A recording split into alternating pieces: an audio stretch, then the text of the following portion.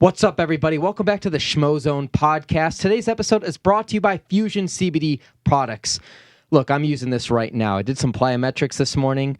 My lower back was in rough shape. I'm using the CBD Intense Relief Rub. Love this stuff. 1,000 milligrams of CBD.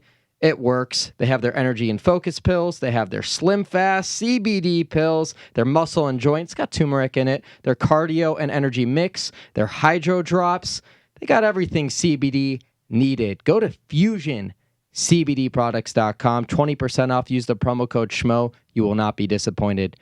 The episode is also brought to you by Sheath Underwear. The only pair of underwear this guy wears right here. They have the dual pouch. It's extremely comfortable. Once you try these things, you'll never want to wear another normal pair of underwear. It protects your balls, keeps them nice and comfortable. They're not moist. They're nice and protected and warm.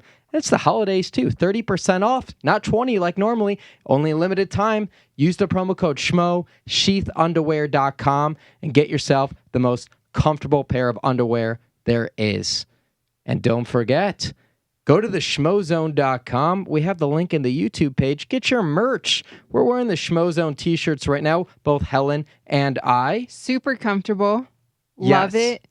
It's good for year-round wear, right? So holidays, what a great time to go get you one of them. Or two, or three. Or three. And also face masks, hand-sewn in California. They're comfortable, breathable.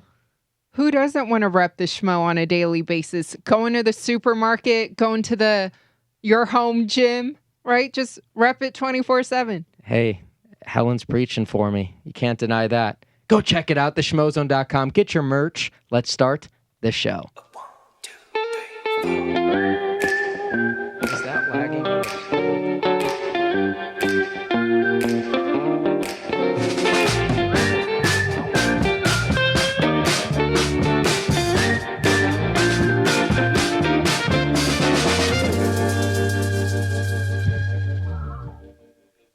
What's up, everybody? Welcome back to the Schmozone podcast, episode number 42.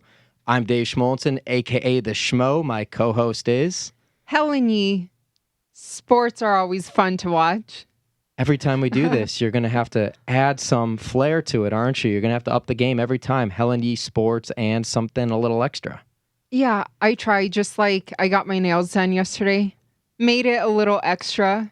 Some candy cane looking nails. So we're just going to skip Thanksgiving, go right into Christmas, huh?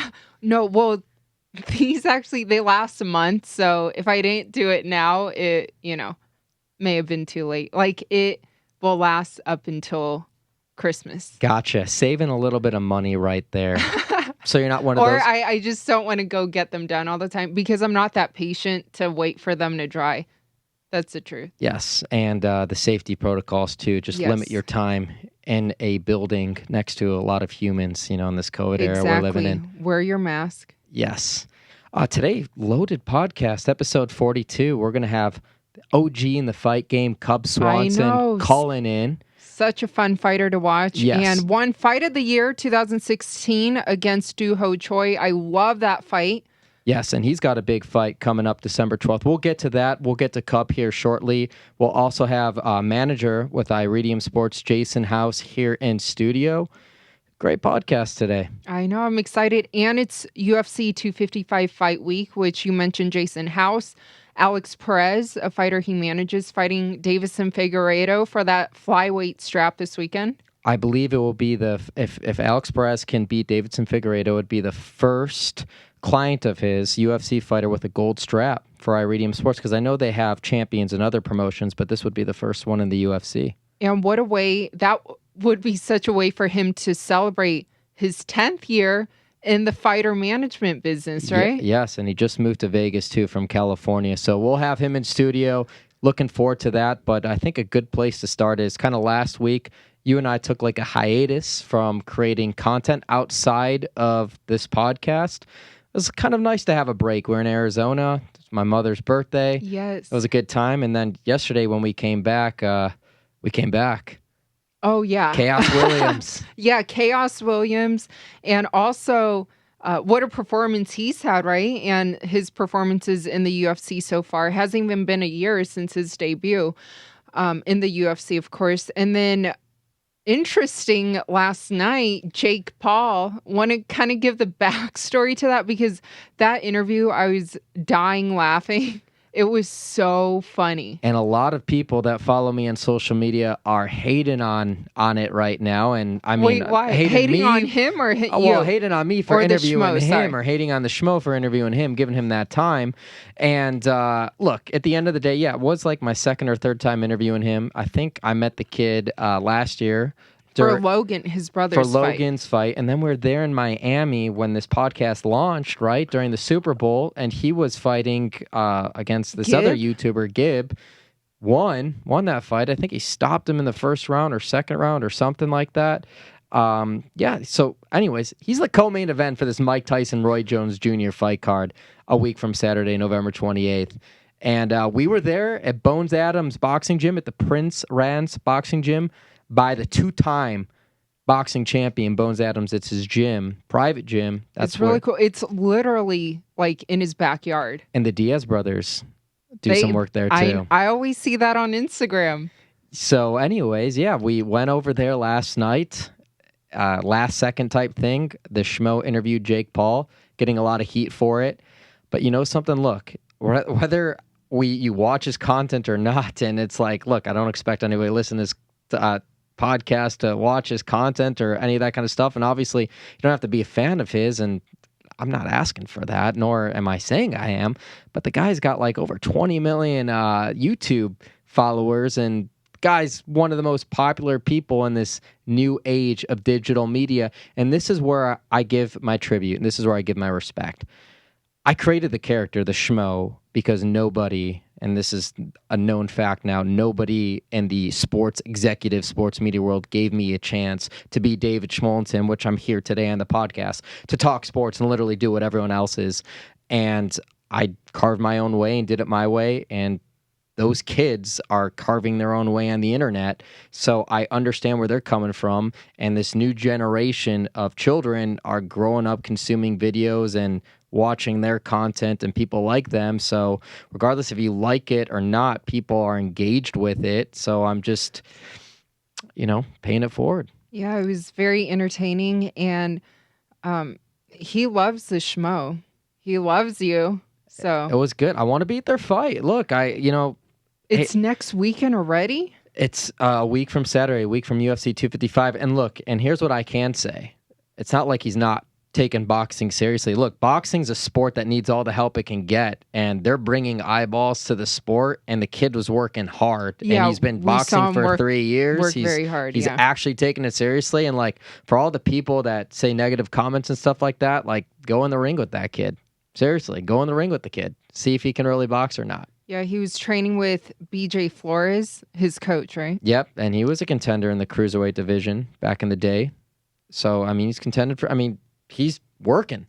We saw it firsthand. He's working. I don't necessarily agree and appreciate all the antics that go around it, but from the pure sport standpoint, at least he is putting his blood, sweat, and tears on the line. Well, then, if they're hating on him, what are they saying about Nate Robinson, though? Look, I know he's slam dunk champion and all. 3-time slam dunk champion and had a relatively successful NBA career and whatnot. Very successful NBA career, and he played for my Chicago Bulls.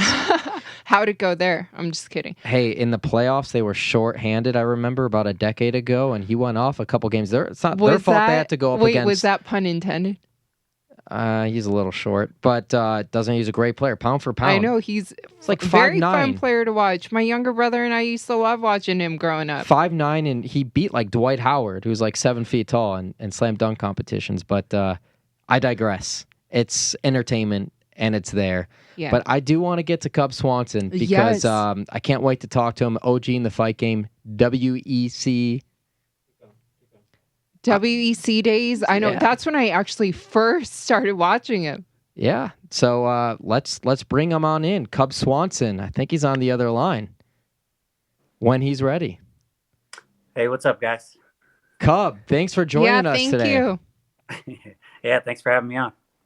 Of course, man. Well, look, you're an OG in the fight game. 26-11 career fighter as a professional.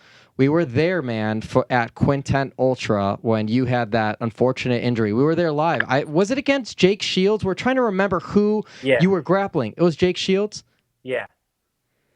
And I got to give you kudos, man. Mad respect. You said, I will get in there back in the octagon in 2020. And look, on the day, that very day, you're fighting Daniel Pineda. December 12th would be the 1-year anniversary from that injury. Yeah.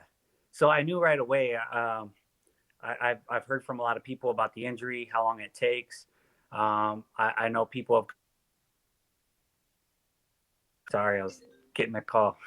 No worries. People have come back sooner, but I know because of my age, because I'm a pro athlete, I had to take all these things into consideration. And I said, okay, a year exactly, 11 months is a good timeline. And so I needed a goal. I needed something to, mark it. This is the day I'm going to come. I'm going to come back. And so that way, all year I've been working through this quarantine, through all this craziness. I was just working, just hanging out with my kids and trying to get my legs strong. So here I am. I did what I said I was going to do, and I'm excited. So for the injury, it was a torn ACL and a torn meniscus. What was the recovery period like for you? And I know there had to be some sort of adjustment because halfway through this year, COVID happened. Yeah. So it was kind of crazy. The UFC, they did such a great job. They sent me to a Dr. Kavitny at Curlin and Job right away.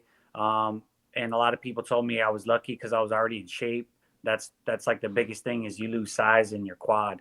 And so because I was already in shape and we got it done right away, and then I did physical therapy right away, I was able to like get a good start. The the hardest part was my wife was supposed to help me out and take care of me, but she ended up getting a wisdom tooth pulled, and she was in pretty bad shape. So for Christmas, me and her were just like barely surviving with the 3 kids. So we had a tough month, but we got better. We worked through it, and we just had to use teamwork. Well, what was that transition like from recovery to preparing for this fight? And like David mentioned, during this time, this pandemic, and being busy with 3 little kids. Yeah, it's been quite an adjustment for me because I'm no longer a full-time fighter. I'm here with my kids. I want my wife to be able to do whatever she wants to do and pursue what she's doing, which is a small business. She still works for the UFC. She hasn't been able to all year, but I want her to be able to do all the same things I get to do. So we split things, and my family helps out sometimes, but me and her are splitting the work. So I train, all morning, and then I take the kids in the afternoon, and she goes to work. And then a lot of times I have to, once we put them down for bed, I go train again. So, yeah, I'm just as much dad as I am fighter these days. But I wouldn't have it any other way. Well, you're a great dad. I have to add that because I watch your stories, and I know sometimes you guys do the family videos of all of you guys together. And yeah, you guys do a great job, you and your wife. Well, thank you. I appreciate it. You came off a huge victory in the fall against Kron Gracie, and prior to that, it was the first time in your career you were coming off a 4-fight losing streak, and a lot of people never really talk about kind of the dark times as a fighter might have. What was some of the dark thoughts that you had during that time? 4-fight losing streak, some of those kind of emotions that you had to overcome in your fight career, because I'm imagine it was probably the most difficult stretch you've had in your career so far. 100%. It really just pokes at you, I had did so many things. I got married. I started having kids. I moved. I changed camps. I had different cornermen. There were so many different things that I kind of added all together, but it was necessary for the progression. The biggest thing about when you're in the game this long is you have to evolve. And sometimes you have to take a step backwards to take multiple steps forward. And I feel like I was still learning how to have my attention in the right places and kind of juggle all these things. And then, having 4 losses in a row just is really eats at your confidence. And then at the highest level, everyone's good, everyone's tough. So confidence is huge. You see guys, you can really say, okay, this guy's got his confidence is high. I think his chances are better against, taking a step up in competition. So to have 4 losses in a row just kind of eats at you.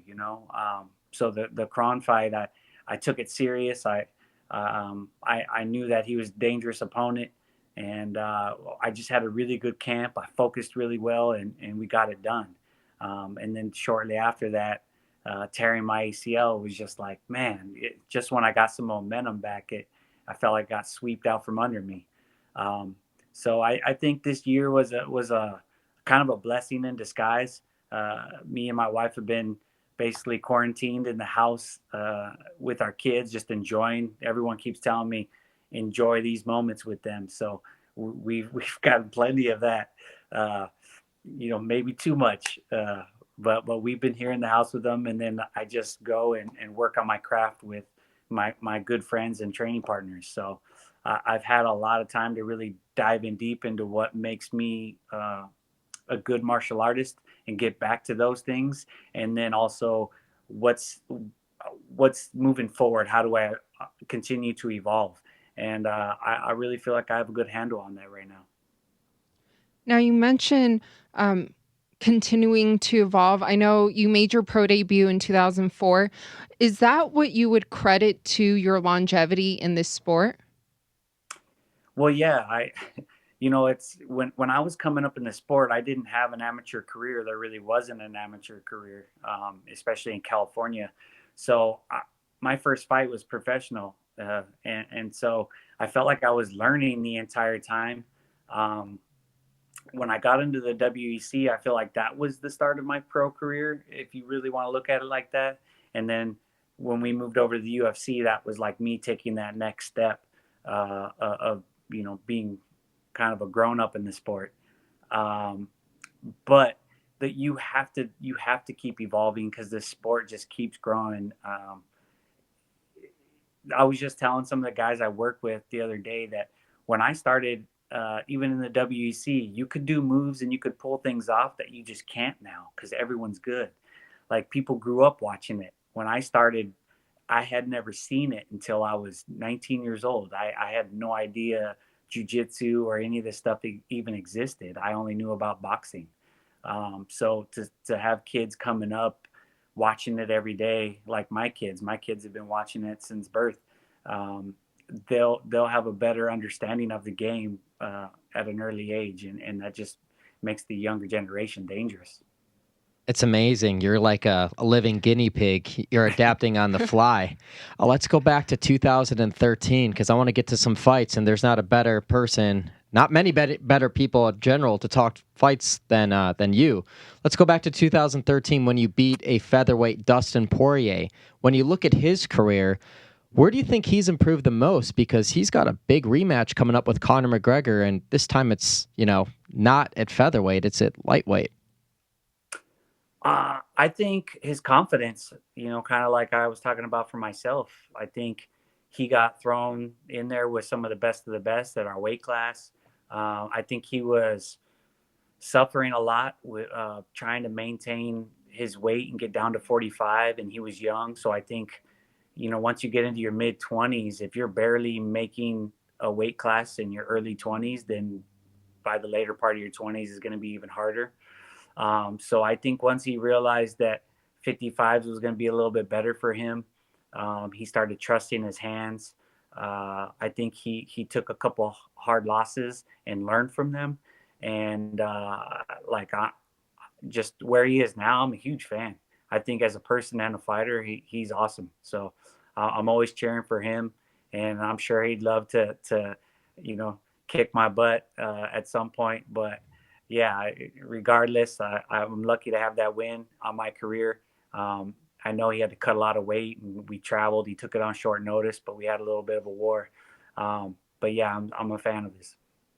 Today there is some fight news announced. Max Holloway, Calvin Kattar finalized. Max Holloway, he's coming off those very close losses against Alexander Volkanovski. What do you make of that matchup? I saw that today. I was running on the treadmill, kind of warming up, and I saw that, and I got excited. I like that fight.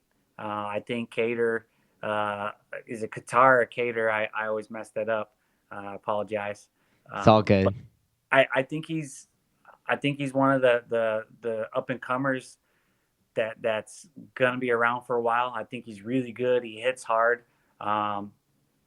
I even was noticing in his last fight how he kept opening his hands and looking at his hands. And I was telling all the younger fighters I work with, look, he's trying to remind himself to stay relaxed. If you stay relaxed, you're going to hit harder. You're going to have better reactions. So I just like the little things I'm seeing in him. I think Holloway has the edge on being in there with so many good guys and being around. I think at this point, I think if it's touched on the chin too much, it'll slow him down. But I just don't know if Calvin's got enough experience to take Max out yet. But he may. We'll see. Now, circling back to Conor versus Dustin, their rematch at lightweight instead of featherweight, who do you think that would favor for it being at 155 as opposed to at UFC 178 when it was at 145? And how do you see that fight playing out? Well, you would think Conor has the mental edge on him. But I think with Dustin having lost the first time, I think that really, it kind of happened to me when I fought Jens Pulver. You get into this fight and you get overwhelmed with the experience, and you for the first time you just break under the lights of pressure that you put on yourself. And I think that everyone saw that he became stronger after that, and I did as well when it happened to me. So I expect that he won't fall for the psychological warfare that Conor brings. Conor's still dangerous, but I think out of who's improved most between the two, I'd have to say Dustin. So I'm expecting a war. I think it being at 55, I'm really excited about it. I still can't call who wins, but I think it's going to be a tough fight. And I really can't call it. And speaking of some of the trials and tribulations that go on in the sport, your longtime teammate, the Spaniard, got that Bellator bantamweight crowd a few months ago, and TJ Dillashaw, I think he's coming off of his suspension in January, some of your longtime training partners. Where's the mental state and physical strength of TJ Dillashaw right now, anticipating his return? Well, he's been in the gym. He's got things going on outside of fighting. He's pretty, business savvy. He's always grinded. So I think he started coming back around a while ago and helping out. And my advice to him was like, hey, if you're planning on coming back on this date, make sure you're, training really far out. And he's been doing that. He's been grinding. He's been in the gym with us, helping out. He's still got to do a lot of things he takes care of, but it's been nice to have him around and just not having him focus so much on himself and be able to help us out. Because when you're the champ, it really, everyone kind of focuses on you. So it's nice to be able to pick his brain. Me and him, very different, like this overall game plan. So it's nice, I think, for me to be able to pull some things from him. And as far as Juan's one of my, great training partners, and it just feels good to have him there with me. So I've been there with him through all his wars and seeing his success, and I'm just so happy for his career right now and him being the champ. And it's nice to have him in my corner for my fights. Now, for TJ's return, there's a lot going on in that bantamweight division. Who do you think makes sense for him to return against? I mean, the division has changed so much since he's been out. I'd really like to see him get somebody that is a bigger name that I know stylistically he could go in there and just put work on and kind of get the rhythm back. Those are my words, not his. He's the kind of guy that wants to, go for the title right off the bat. And that's just his competitive nature. But I would just like to see him get a good matchup, someone that's just going to, fall right into his game and let him get his rhythm back, let him get a good knockout or submission or, good finish, and kind of let everyone know he's back, and then line up the big fights. I know Corey Sandhagen's been calling him out, and I think they've done some work together in the past too, but that's who Corey's been calling out. Yeah, I mean, that would be a fun one. I don't know if that would be the first fight I would take just because of how much the guy moves. Like I said, rhythm and confidence is things you need in there. Definitely. Well, Cub, anything else you want to get out there? We look forward to your return, UFC 256, December 12th. We'll be there. Yeah, we will. We will be there during this crazy time. Well, I appreciate the support, and I'm glad you guys were there when I was hurt, because you guys will see me coming back and being strong and performing, and it'll just make for a better story. And as far as those videos I have with my family, we're gonna keep those coming out. It took us a little while, but we've been really enjoying the journey of being parents and trying to live our dreams. Still kind of want inside and see how we're just two regular people, and we struggle and we try our best, but at the end of the day, you just got to keep moving. Very well said. Great way to leave. Great note on. Happy belated birthday. Oh, thank you. I appreciate it. And I appreciate you guys. Thank you. That's Cub Swanson, everybody. Thanks for joining us. Later, guys. Take care. He's a great guy. I know. Great guy. Optimistic. Yes. Very optimistic, too. So, no, I look forward to his fight. He's fought everybody, too. I know Brian Ortega has been an opponent of his as well, so I think we'll end up seeing that fight at featherweight, Brian Ortega and Volkanovski for the title. But, man, he came off major knee reconstruction, and to see him coming in there, that's fantastic. I know. So much respect. And like you mentioned, for him to, 1 year later, he said he wanted to fight in 2020 and made it happen. You always have to appreciate the people that keep their word. When they say they're going to do something and they do it and they follow through, and it's definitely a major obstacle because, yes, it's one thing to recover. Then it's another thing to recover with a family. Then another thing to recover with family, small kids, and COVID. It's crazy. I know. So much, too. So, so that's great. And I know we're going to have Jason House coming on our show as well. So we'll stay tuned for that. He's going to be coming in here pretty soon. And, I'm excited for so much going on. So many great fights are still happening, and we're plugging through this. Exactly. And in the beginning of the show, when I mentioned my nails and you mentioned Thanksgiving, crazy to think it's next week, right? Yeah. What are some things that you're thankful for? Well, you being number one. Oh, good answer. Did you set me up for that? No. Actually, I didn't even think of you saying me, so thank you. No, it's okay. Well, that's that, and obviously good health.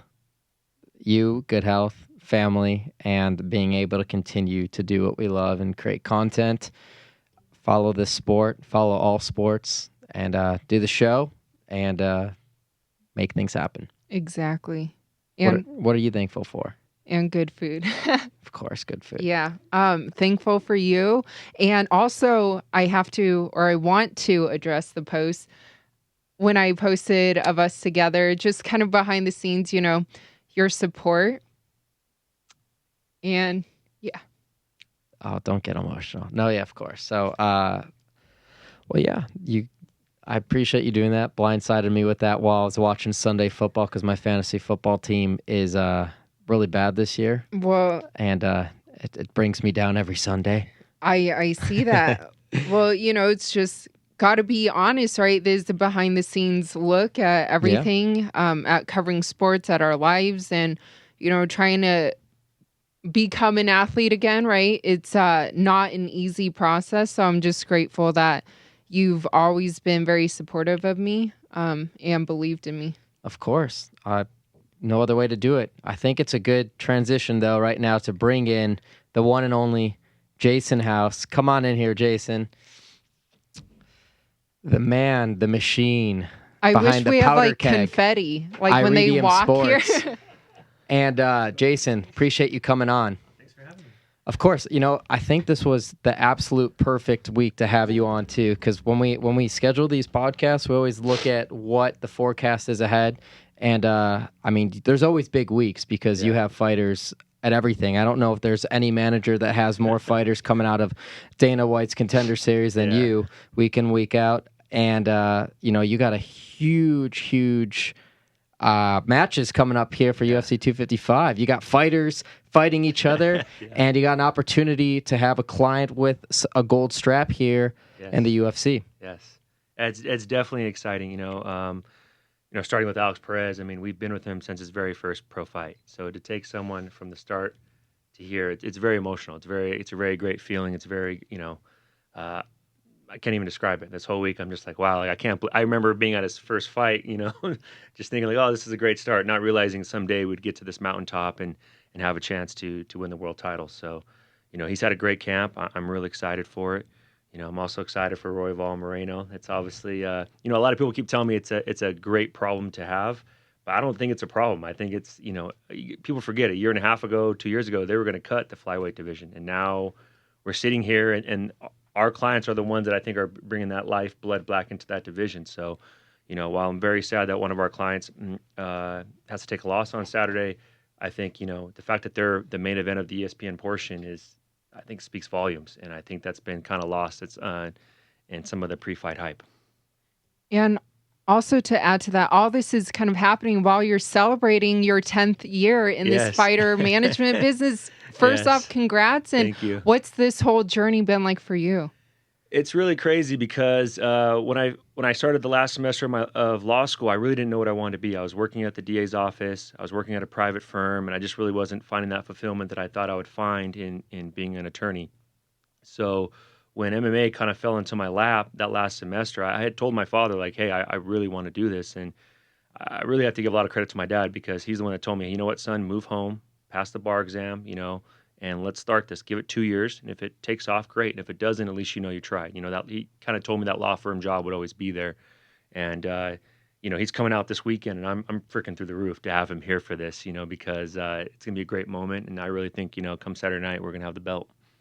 And I have so much respect for you too, because I know you've taken pivots to make this work. I know you've worked as like a server at Outback Steakhouse, and you bet on yourself when no one else would bet on you, and even the Schmo character in the early stages too. I had reached out to you years ago before people knew who I was in this MMA game. And actually when I reached out to you is when I was focusing on NFL and NBA athletes to interview. And you gave me a chance, your team gave me a chance to interview your clients, whether it was the NFL clients or the MMA clients. And I've always respected your hustle and your approach to the game, and I'm appreciative of everything you've done for the sport and continue to grow and all these opportunities that you have in front of you. I know you recently moved to Las Vegas too, you and your wife, and you deserve it. Well, the feelings are mutual. I always look at you too, and I think like people see these last maybe 12 to 16 months with you guys, and they don't realize the years that have gone into this hard work. And I think it's amazing what you've done. And you found a really great way to stand out and stand out in a great way. And I think, a lot of our athletes always love working with you. And, I'm blessed to have these opportunities to be on the show. I was excited when Ed told me. I was like, oh, shoot, I get to be on the Schmo. Ed's the man. And Ed works on your team, too. Yeah. And that's one thing about your clients, too. They're always so responsive. They're very, very good with doing any of their media obligations, even though the obligations during this COVID era we're in right now are limited. Yeah. But they're very responsive. They're attentive. They're good with their time. And they're very humble and respectful human beings in general. Yeah, we're lucky. The culture of our agency is amazing. It's one thing I'm most proud of. When I finished law school and I started this journey as an agent, I think some of my youthful exuberance got me chasing talent. And sometimes you learn that talent will take you places your character's not ready to go to. And so I kind of had to make a little bit of a pivot step there too as well, and just realize like, what is the type of client that I want to represent? I had to write down a list someday and wrote down like this type of people I want to represent. And I just think that I'm so blessed. Our agency, we have a great group of guys. Our culture is really amazing, and I'm blessed to have it. I mean, yesterday, at one of your clients too, we interviewed Khaos Williams Yes. at the Vidar. We came back. It was the one fight that we missed. It was my mother's birthday, so we went back to Arizona, celebrated her birthday with her. So we watched the fights on television. Or actually, I was watching it on my phone from the dinner table. Love it. She didn't know it was under the table. I had my ESPN Plus app open, and Helen was looking over my shoulder.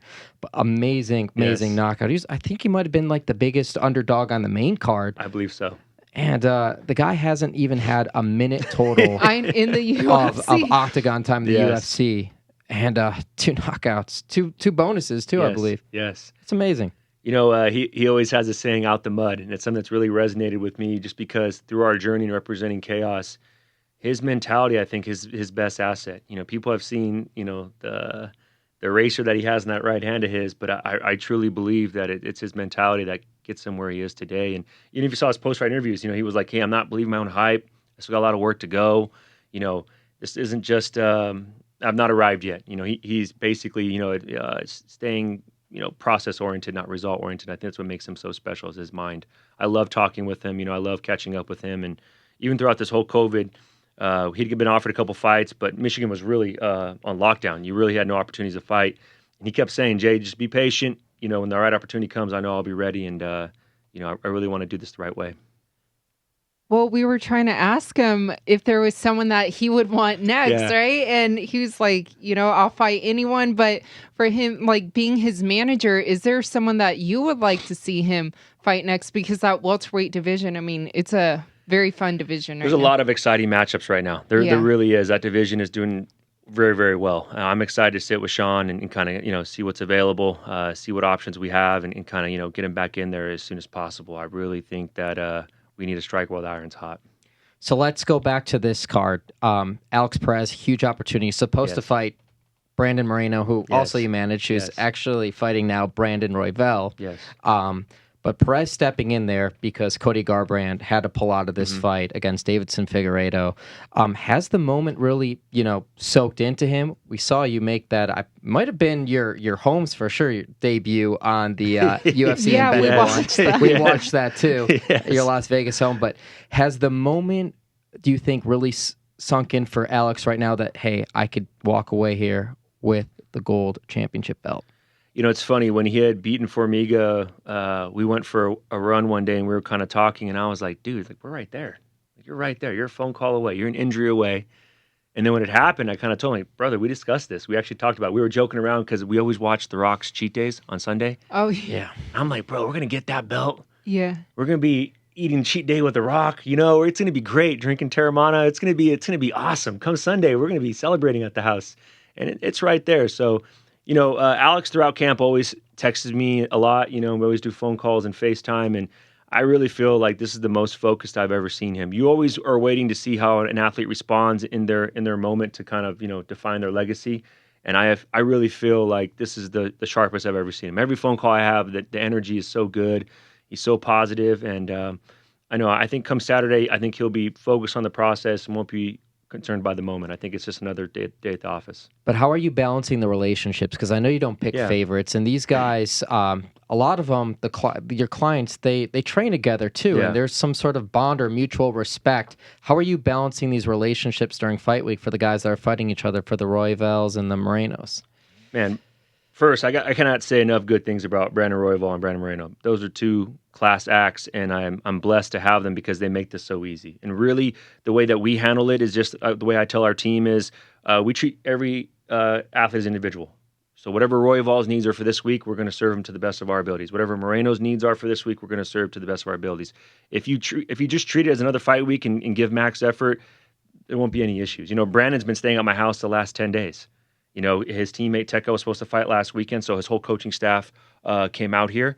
And then he didn't want to be without his coach. So I said, hey, man, come stay at my house. Come get training with your coach. Do what you need to do, and do it as such.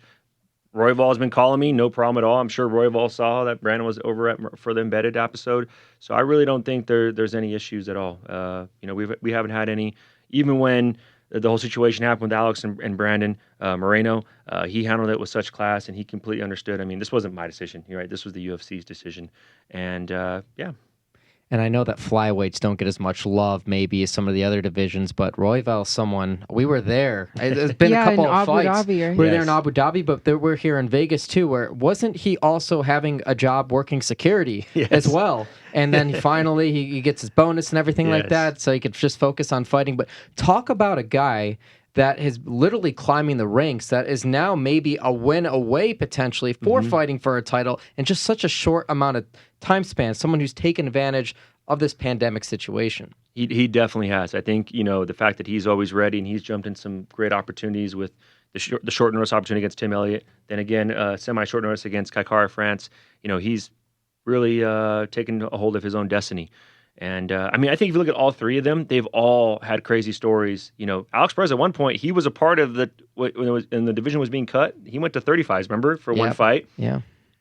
Moreno actually got cut. When I signed Moreno, he was not in the UFC.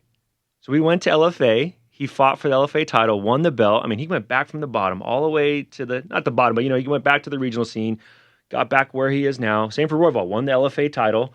If you look at these guys' journeys to where they are now, people, it's for our business, it's very fast, right? To be in this position. You're talking a year. It's crazy. But on the regional scene side of things, we saw PFL pushing their season to next year, and a lot of your clients, I think you guys represent over 250 MMA fighters, right? So not all of them are in the UFC. Correct. How difficult has it been booking fights for promotions outside of the UFC? Man, we've definitely been working with LFA, CFFC, B2 Strike Hard, quite a few other promotions. I'm probably forgetting the name, to ensure that our athletes are still getting the right fights to develop their career properly. And kudos to those promotions to find ways to do events in a very hard time where commissions are being very strict, states are being very strict. But on our end, it's really about being proactive, right? We got to be aggressive. There's only so many fights to go around, and we have to make sure that our athletes are obtaining those opportunities and are continuing to develop in their career. Now, speaking of this fight week as well, I know initially there were kind of rumors, would Chito Vera be fighting Jose Aldo this weekend? You're smiling. Is there kind of an update? Because I think we're all looking forward to Chito's return. Yes, I really feel that fight will happen in December. I'm real excited for it. And Chito's another great story. I love him to death. I can't say enough good things. And the fact that he's fighting Jose Aldo, I just think that's so awesome. He's really parlayed his opportunities so well. Fighting Song Yadong, fighting Sean O'Malley. He's been fighting some of the toughest in the division, and he really deserves this opportunity.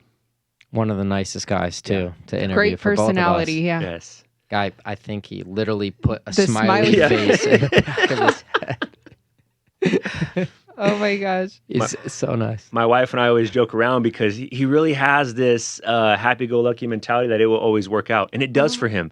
And so whenever we stress out, we're like, man, we need to be more like Chito right now, and just, it's all going to work out. It always does. And that's kind of his, he always joke around like, it's going to work out. Relax. Don't worry. I'm like, man, I'm your manager. I'm supposed to stress. It's my job. And he's like, no, it's all going to be fine. He has such a good outlook on life. I really think it's something that many people don't get to see, and it's one of the things of him that I really enjoy. At what point in your journey did you kind of focus and double down more from managing the MMA fighters than any other athlete in other sports? So in 2016, we were working with a marketing group that was kind of helping get our guys some sponsorships and endorsements. And he had said, hey, Jay, we're working a lot of NFL athletes. I think you'd be really good on this side of the fence. Take the test and become an NFL agent. And so I did, became an agent. We started working for some NFL athletes. But I just feel like at that time, that was 2016. So 2017, the Contender Series started. And I've always felt like that was our calling. I feel like when the Contender Series started, it just really put what we do best out on the TV for everyone to see, right? The prospects, the young guns that are coming up, it was a breakout for us. And so, we've had, I think at least 15 clients in every season. This year, I think we're approaching 30 clients on the season. I think we already have, 10 or 12 contracts already this year. So it really just, it came a point where it was like, I got to go all in. I got to go all in MMA. This is where I can have the biggest footprint. Everyone on our team was on board with it too. I talked to Ed, Jeremy, and Jacob, and Lance, and Joe, and they were all like, let's go this direction. And so we did. And how has your relationship with Sean Shelby developed throughout this time? I know it's probably advancing as time goes on because you guys are bringing in a lot of athletes here, but especially during this pandemic, how has the relationship evolved? For me, I just understand the plight of being a matchmaker during this pandemic. I believe Sean and Mick are losing anywhere from 3 to 4 fights a day. So if you think about that, on a given week, they're losing maybe 20 fights. That's over a card. That might be 2 cards. So they're almost backtracking and redoing the work they've already done. So for me, I try to have all my guys' medicals done, have all their travel info ready to go, keep them on weight, and just try to be a breath of fresh air for those 2 matchmakers, right? When they call me, hopefully I can alleviate some of the stress that's going on.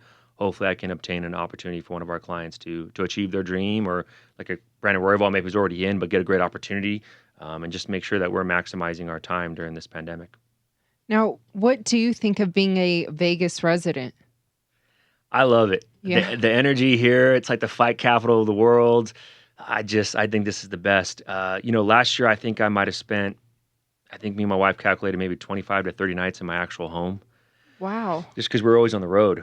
And so even when life was, for say, normal, we were spending 15 weeks of the year out here, right, in Vegas. So if life does go back to normal, now a third of the year is home games for me. I get to be in my bed, in my kitchen, eating my food. It's just a better quality of life for me. Plus, I think with the UFC offices and all the UFC events being here, it's just time to go all in. My wife saw the advantage. We rented an Airbnb here for June. We had a very successful month, and she's like, you know what? This is best for the guys. This is best for the athletes. Let's do this, and I love it. It's been great. We've been going home once a month to see her dad in Anaheim, and my parents actually moved to St. George, Utah, so I'm actually closer to them, so that's good for me. Would you say that during this pandemic, things have been even more successful because you've been able to capitalize on other opportunities than you were prior to the pandemic? Or kind of walk us through the differences now in the past, 7-8 months than before? I think it's probably been some of the best 6 months of our agency's career. One, I think this recruiting class for Contender Series, this class is one of the best we've ever had. Louis Cosi, who you're going to see on Saturday night, I think he is going to be an absolute star. His brother Orion's is a stud as well. He'd be making his debut, and I'm excited to see what he does. But then also, if all the openings that are coming to fruition because of COVID or injuries, I just feel like our athletes have been ready to go and have stepped up. I mean, you've seen a lot of our guys come in on short notice and have great performances and kind of really escalate their career. Let's rewind to, I believe it was UFC 249. We ended up going to Jacksonville, Florida to be doing some UFC fights there, but I'm not sure a lot of people know about this too, but there was an opportunity for us, the UFC, to be on some Indian reservation in California. You had some connections at a casino and everything like that. You were making some pitches. We still might see some fights there. Yes or no? Walk us through that situation. I had just notified the UFC that Tachi Palace would be very interested in working an agreement out with them to have the fights there. Obviously, Jeremy and I, even Alex Parez, who started his career there, we have strong ties to that casino and the tribe. They've been amazing to us over the years. And so supposedly when things get back to, I guess you would say, normal, they're supposed to go back to Tachi Palace. So that'd be great. I'd love for Alex to make a UFC fight at Tachi Palace. It'd be great. Where does the UFC need to have a fight that hasn't had a fight yet in the United States? I feel like if I don't say Hawaii, all the Hawaiians are going to jump all over. I was just thinking that. They're going to jump all over. All my Hawaiian clans are probably looking at me like, say it. Hawaii. That's fair. And there's, I think Max Holloway just got announced for a fight today too, and got engaged again too. I know. Congrats to Max. That's awesome. I'm happy for him. We have enough Hawaiian fighters where it would make sense to finally do that. I don't know what all the hurdles are behind that. I believe it's regarding the arena size and some of the logistics of that. To my understanding, I could be way off though. Well, now with arena size and fans in attendance, now could be a time. Now could be a time. What's your thought on the weight divisions? Because obviously that's a topic of conversation that happens a lot, especially if this, as this sport evolves, the roster evolves. Do you think we have the right amount of weight divisions in the game right now, or would you like to see it expand? I think if they did expand, I would like to see like a 75, 85, 95, or 60, 65, 75, 80. Just keep it in those 10-pound increments is what I would like to do. 55, 65, 75, 85, 95. I feel sometimes we have quite a few athletes in that 55 to 70 gap that would be a perfect 65 class athlete, and we have some gaps in the 80 to 75. And I think, like, say for example, like Eric Anders, I think he would be an amazing 195 pounder, right? I think that 85 to 205 is kind of in that tweener. He has a really strict cut to make 85s. Yeah, he just missed weight, man. Yes, Do you get pissed at these guys when they miss weight? No, Eric was staying with me those 2 weeks. I watched him meticulously on his diet, on his training. I think in hindsight, some of the issues that occurred were that we did take this fight on semi-short notice. We did take it on 3 weeks' notice. I had asked if it was possible to do 190. The opponent did not want to. So we knew going into this it was going to be very tough to do this. But, Eric really wanted to fight and really wanted the opportunity. But that's one person. I don't think he's ever had an off day. I don't think he's ever cheated anything in his life. Like I always tell Eric, I was like, man, you're never gonna have a bad night's sleep when you leave the sport. He just does everything so right. I love him to death. Very upbeat person too. Yes. Do you think there should be any changes to the scoring system? I like when Kansas, the LFA events, when they do the real-time scoring. I think that really allows us to see where we're at in this whole situation because I think so many times the frustration, not only that you thought the decision was wrong, but it's like, man, had I known, I thought I was up 2 rounds heading into the third and turned out I was down 2 rounds, it could definitely change things. So I think that would be a start.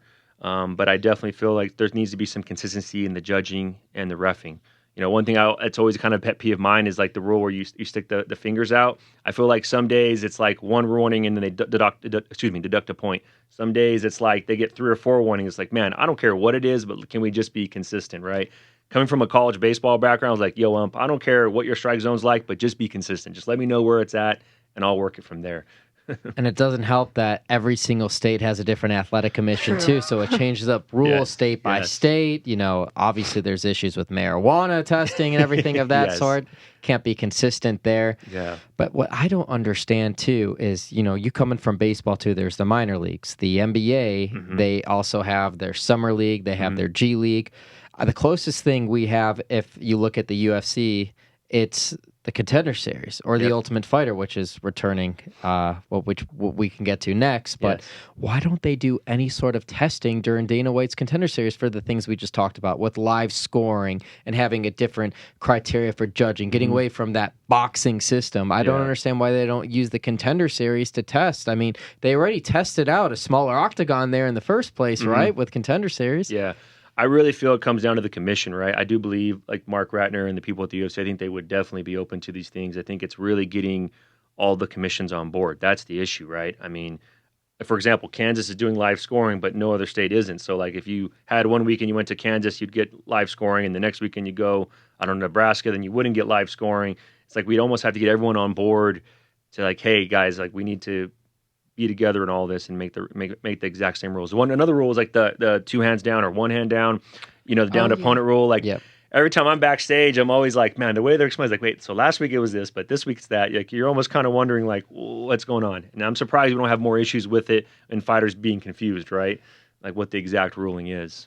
And then next thing we'll see soccer kicks allowed at some sort of state or commission back into it. Right. The Ultimate Fighter. Obviously, we've been hearing rumblings. We're sitting here and we're picking things there. Are you putting any of your clients' names in the hat to be running this thing? We've submitted, I think, maybe 30 or 40 apps probably to the producers there.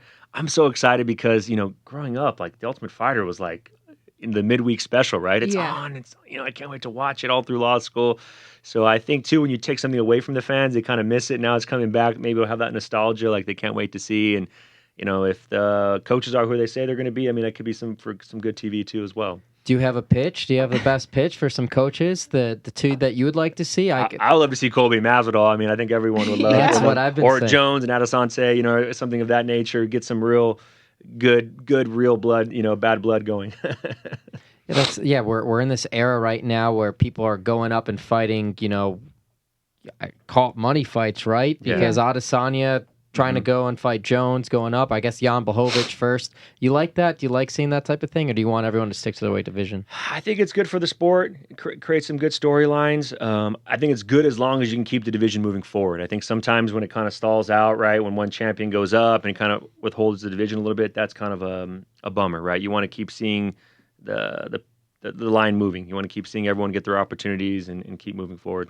Speaking of divisions, what's going on with the UFC female featherweight division? I think still to this time, we don't have anybody in this featherweight division. Is that going to exist in the long haul? If I was a betting man, I would say no. But, I mean, I guess unless there's some more contenders that come about, it could get interesting, you know? You have any clients on deck in that division?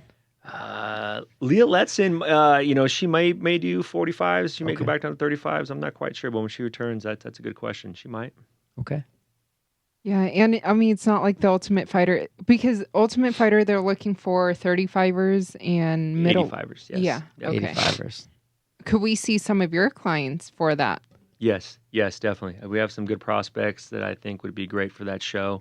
Some that you've seen on Contenders that maybe didn't get a contract. Some that are up-and-coming prospects that now I think they're ready to go. So it should be good. I'm real excited to see them, and I feel like the class that we've submitted to the producers, I think they do very well in our house. They're very disciplined, and they'll be able to handle that very well. Awesome. Well, any kind of final thoughts you want to leave our audience with and your debut episode of the Schmozone podcast? The debut. I know. I'm just very blessed to you guys give me this opportunity to speak with you guys. I'm very grateful for everything you've done for our athletes. They always are in good moods after they speak with both of you, and I think that's an important part of Fight Week that a lot of people don't realize is, I was young. My dad could always say, "I knew when you were going to have a good game or not." And I'd be like, "How does he know that?" I don't think he does. But now that I'm an adult and I'm representing athletes, I can always tell how Fight Week's going, how that's going to lead into Saturday night. And I think you guys are a big part of that, on media day when they get to spend time with you guys and laugh. I think that really brings the energy well. And it sounds silly, maybe sound trivial, but I really do feel like it's those little things that win the war on Saturday night. We love that. Hey, and we'll take those COVID tests twice a week. We just want to keep creating content. We'll do it through the pandemic, after the pandemic. Yes. We enjoy interviewing your fighters. We enjoy interviewing all the fighters and just bringing that positivity and a different approach to journalism.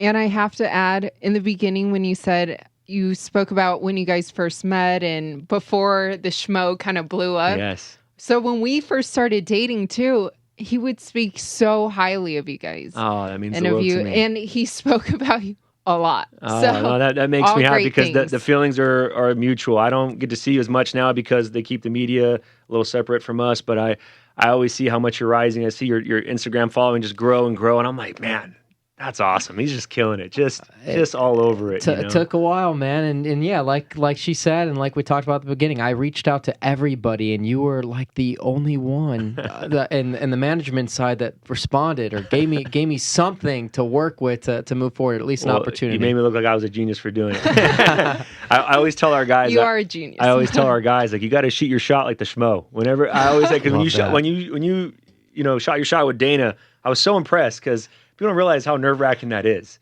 And you did, and I was just like, man, so every time our guys, I'm like, hey, come on, you got to shoot your shot. Wait, Closed mouth don't get fed. When you first met him or saw his persona, what was going through your mind? I thought it was great. Yeah. I thought it was awesome. It was a great thing for our sport, right? It added a lot. It made your field more interesting, right? It kind of like brought some character to it. You're like, oh shoot, this is awesome, and it kind of changed things up a little bit, right? And it forced everyone to get more creative. And I think that's how it should be in life. Some people hate others that are having success. For me, it motivates me and it makes me think, man, if they can do it, I can do it. And seeing what you're doing, you're forcing all of us to evolve, and I think that's amazing. And like I said, you don't realize it, but like, man, our guys come back to the hotel room and heading downstairs, they were a little maybe depleted, cutting weight, and then maybe not, like, oh man, I got to get through media. I'm not feeling good. And afterwards, like, man, Schmo, he was so funny. He was making me laugh. He let me wear the glasses, and it's like, man, you don't realize it, but you just changed the whole. Now they go to do the last weight cut, and they're still laughing about it, and they're looking at their interviews when it gets posted. It makes a world of difference, and people don't realize that. But as a manager, I see all of that. That's why when Ed's like, hey, can we get Schmo? Dude, get Schmo and everyone on Fight Week. Get them all talking to Schmo. I want them coming up to the room smiling. I want them ready to go because, man, you guys can appreciate this because you guys really get to see the start to finish. But so much goes into one moment, and people don't realize that. And I always try and tell my guys, man, chew slow on this week. I told Alex, no matter what happens on Saturday night, chew slow. I mean, because someday you're going to tell your grandkids about this. Like, you literally got to fight for the UFC world title, and you're going to win the belt on Saturday night. But, man, enjoy that moment, because it's going to go by so damn fast. Bobby Green, same way. When Bobby Green was out, I used to always tell him, like, bro, when you get back, you better chew slow, man, because you had all these wins right away. Not that you didn't appreciate it, but you just thought they were always going to be there. You just don't know. Bobby Green, another one who's been capitalizing on this pandemic situation. Yes. He's been fighting. He's been winning. I know he didn't get the result in the last fight, but he's been looking great. Yeah. He's the man. I love him. And I think some of his post-fight speeches have been amazing. They have. I was gonna say that. You know, I've been with him for 11 years. I love Bobby to death. I think he's just such a stud. And I think this has been a revival for his career. And that's one of the things I'm most proud about so far in 2020 was just seeing him. Because I knew he had still a lot in the tank. And you guys remember some of those losses, I'm not taking away from the opponent, but man, like, they could have gone either way. It wasn't like he was getting, like, you know, when a guy starts getting really beat, you're like, okay, maybe we need to reevaluate here. But I mean, you were right there. Yeah. So to see him get these wins has been great. Fantastic. Well, man, we really appreciate you coming on. We'll do it again. Yes, sir. Episode 42 of the Schmozone podcast. We are out.